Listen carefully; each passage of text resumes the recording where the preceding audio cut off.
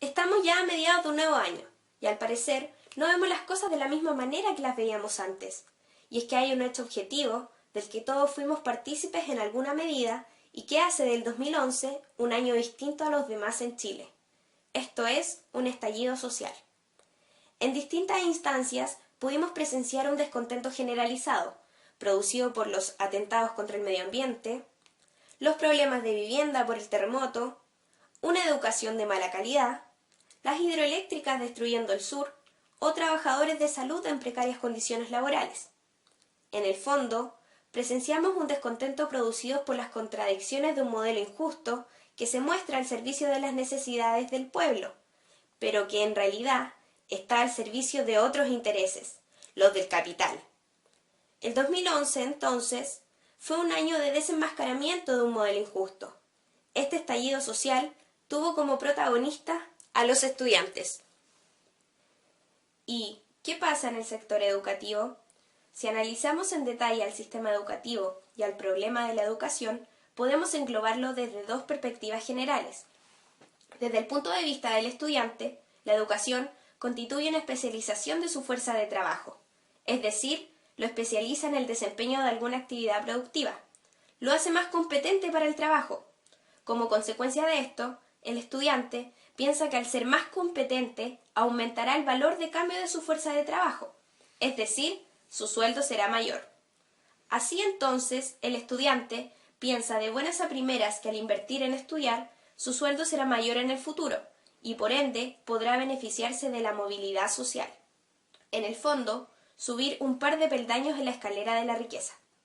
El estudiante invierte un dinero que no tiene para supuestamente aspirar a una mejor vida. Pues por otra parte, desde el punto de vista de los grandes capitalistas, la educación es entendida como una mercancía, como algo que se vende y por ende algo que debe ser rentable y generar ganancias. Asimismo, el sistema de educación, que es donde la educación se vende, es un medio de producción. Dicho esto, y analizando fríamente el panorama, el sistema de educación es un sistema mixto fiscalizado por el Estado, lo que transforma la educación en un derecho, otorgado tanto por públicos como por privados, pero que el Estado debe garantizar, que en otras palabras sería la educación como derecho, es un seguro de rentabilidad para los privados. Entonces, al estar asegurada la rentabilidad por parte del Estado, se produce tanta educación como se venda. Por ende, la especialización de la fuerza de trabajo que el estudiante veía no lo hace más competitivo, ya que hay demasiados especializados. Por lo mismo, no existe aumento en el valor de su fuerza de trabajo futura, y entonces queda al descubierto la mentira de la movilidad social. La educación está al servicio del capital, no del pueblo. El estudiante, al igual que la mayoría de los que se enfrentan en estas problemáticas, manifiestan su descontento, y para esto se organiza, rompe su lógica cotidiana, se moviliza, asambleas abiertas, colectivos, tomas, paros.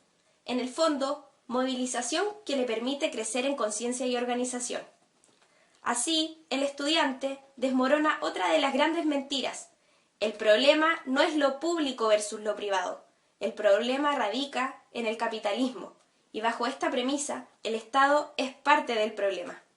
De este complejo proceso que el estudiante y el pueblo viven durante el 2011, entre tanto desengaño y ajetreo, surge la histórica y tan necesaria pregunta: ¿qué hacer?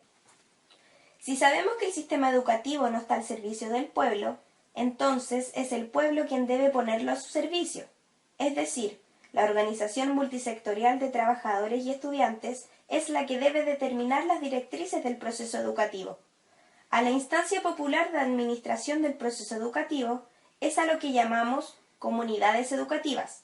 Desde aquí, el pueblo determina la administración curricular, que incluye materia de los ramos mallas de carreras, extensión, vinculación con la comunidad con otros sectores del pueblo, investigación y planificación, cuántos cursos o carreras impartir, cuántos profesores son necesarios para ello, cuántas salas, etc.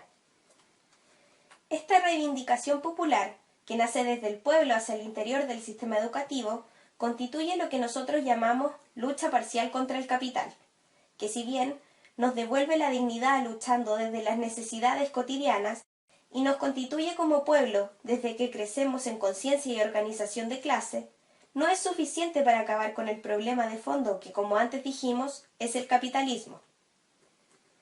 El capitalismo se ha preparado durante toda la historia para evitar el triunfo del pueblo, y a su servicio tiene un poderoso Estado que se despliega a través del aparato burocrático y militar. Pero asimismo, como se da el proceso estudiantil, el descontento existe en otros sectores del pueblo, trabajadores y pobladores. Si el proceso se replica en los demás sectores, si tuviéramos trabajadores organizados que fundan sus comunidades de trabajadores para autodeterminarse, y también tuviéramos pobladores organizados que conformaran sus comunidades de pobladores, podrían vincularse los sectores, creando lo que se denominaría comunidad multisectorial, que en el fondo sería una expresión del poder popular, una unidad política productiva que pretende autodeterminarse. Así, el poder popular se plantea como un poder autónomo de los poderes del Estado, que viene a conflictuar con el capitalismo, en búsqueda de una solución definitiva para la injusticia que vive cotidianamente el pueblo. Solo la unidad del pueblo, organizado y con conciencia de clase, podrá acabar con el problema del capitalismo. Esto pone como principal tarea para el periodo transformar cada reivindicación en una reivindicación popular, cada manifestación en la voz del pueblo, cada lucha en la lucha de clases.